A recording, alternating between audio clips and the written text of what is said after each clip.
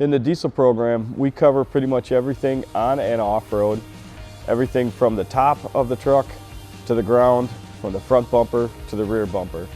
It's a lot of work, it really is, and it's a fulfilling work because this is what I love to do. You can tell the students who love what they do. They want to get in it, they want to touch it, they want to tear it apart and put it back together and make sure it works, and that's what we like about it.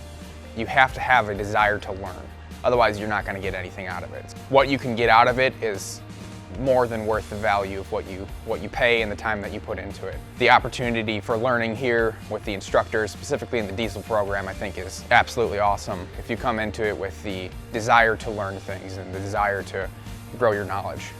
While wondering what I should do with my career and what I should pursue, I feel like I'm learning so much at Blackhawk that will apply to so many different areas and within the diesel mechanics industry. This is a deep field, it really is. I mean, there's so much to this field, and I think somebody just brand new getting into this, coming to Blackhawk is awesome because they're gonna learn it firsthand.